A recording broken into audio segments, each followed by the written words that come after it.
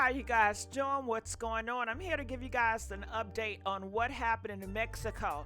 You guys know 4 United States citizens from the Carolinas went over to Mexico. You see the girl Tay, she was getting a BBL. She had her cousin with her and 2 other friends. And her cousin is the man with the braids. You see him right here. This is her cousin right here in the middle. He passed away, okay?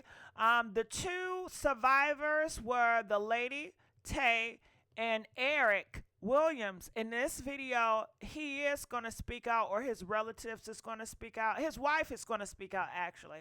We're going to listen to that recording.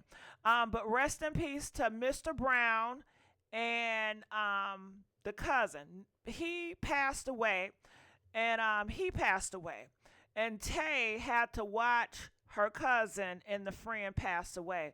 Now, how did they pass away? Well, like I was saying before, Tay, she was going to get that BBL. They rented a car, and they were driving from the Carolinas all the way over to Mexico. They went to Texas. They crossed over to Mexico, and they got lost going to the office to get the procedure. Anyway, as they were driving, getting lost, trying to find out, a car rams into them, and guys got out and started capping, pow, pow, pow, pow. So when they did that, Brown started to run. Brown got out, started to run, and also the cousin in the middle, he was running as well, and they end up capping him on the spot. So they both passed away at the same time from running away. So then they took the lady and Eric in the car, you know. And they said they had them different places, hiding them out. And as you guys can see, it's another picture at the corner here. You see the lady with the tattoos on her chest. I said, is that the same lady? Filters.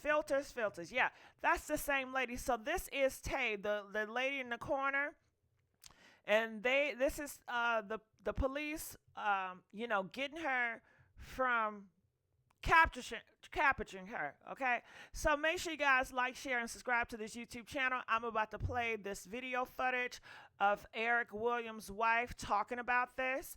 Check this out. The man from Winston-Salem is a husband and a father. He's recovering from a gunshot wound to the leg. His wife, who didn't want to show her face, says she talked to him today. He's just glad to be alive. It's sad because 2 other people lost their lives, but he's just glad to be alive. The stuff that's circulating on Facebook, I don't watch stuff like that because I always look at it, if it was one of my family members, I wouldn't want to see anything like that. I didn't want once I found out it was him, I didn't want the memory. I didn't want that to be the last memory I seen of my husband. I preferred to have it when he left out on Wednesday. Investigators believe the Gulf Cartel is to blame. Police in Mexico say they've arrested 1 person so far. The practice of traveling abroad, specifically to Mexico for medicine and medical procedures, is common. In fact, McGee has been to Mexico before the surgery. More than 1 million Americans traveled to Mexico for health tourism last year, spending about $250 million. This one's the perfect gift for... All right, so also I want to share with you guys this news coverage. Pretty much they're just talking about the situation all over again.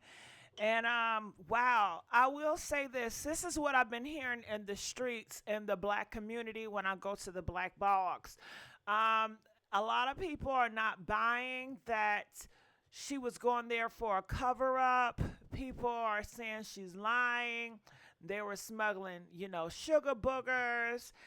They were all in cahoots. Plastic surgery is just a cover-up. People were saying horrible things, that they deserve it. Going to Mexico, you should have known better. A lot of people in the black community, they were definitely blaming these individuals. And it was sad. It was sad to see, but it is very common for people, to have that reaction in that community. So I'm going to play here to see what they have to talk about at Fox. Thanks so much for joining us. 2 Americans who survived a violent kidnapping in Mexico are now back in the U.S.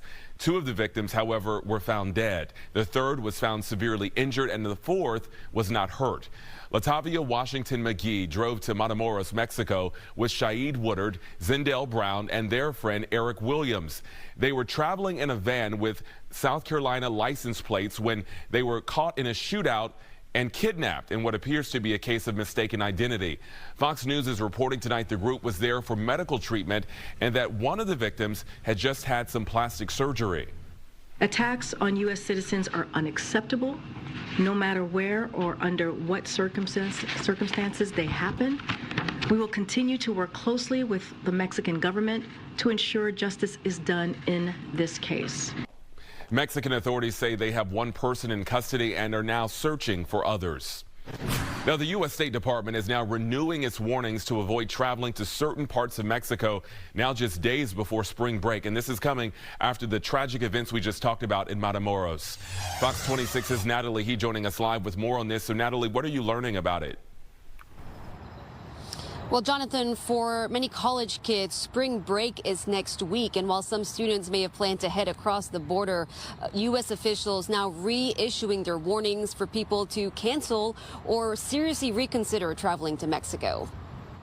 Would you have any concerns traveling to Mexico right now? No, I would love to go to Mexico. Yeah, I will go. I mean, yeah, just let my mom know, but yeah, I'll definitely go. The travel advisory for Tamaulipas State remains at level 4. A level 4 warning, the highest travel advisory issued by the U.S. State Department, is now in effect in 6 Mexican states, including Tamaulipas, located just south of Brownsville, Texas. The warnings were first issued last year and reissued last Friday. The same day, 4 Americans were kidnapped in Matamoros, 2 of them now dead. Authorities say the group had traveled from South Carolina for a cosmetic procedure. The level 4 travel advisory, which basically is equivalent to the Ukraine, just don't go there. The issue here is that if I'm traveling to Myanmar or Nepal or the Middle East, I'm probably going to check my travel advisory. Spring breakers in Brownsville aren't going to think twice about going to a bar in Matamoros because that's just what we do and they're neighbors. University of St. Thomas professor Richard Sindelar formerly worked at the State Department for nearly 23 years and spent a significant amount of time as Deputy Consul General in Monterrey, Mexico. He's urging Americans, particularly college spring breakers, to take the level 4 advisory seriously, especially those considering going to Matamoros. That particular city is particularly dangerous because there are 2 cartels that are in what amount to a cartel war now, and they are apparently 2 of the most vicious cartels in Mexico. So their first instinct is to kill you rather than deal with you. Rather than kidnap you and ransom you, we'll just kill you. For those ignoring the advisory or going to cities with a level 2 increased caution warning, Sindelar suggests remaining vigilant and aware of your surroundings. Misdirect your path. If you're going from your hotel to the beach, for instance, in Cancun, and it's 3 blocks away, don't go straight to the beach. Go left and then right and then left. And if that same guy in the red shirt is still following you, you may be a target. Get inside in something safe like any hotel or building, store nearby. Now, the State Department says people who do choose to travel to Mexico should. All right, so I just wanted to let you guys know what was going on. So make sure you guys like, share, and subscribe to this YouTube channel, Gossip Girl XOXO. And I will be informing you guys on more updates. All right, take care.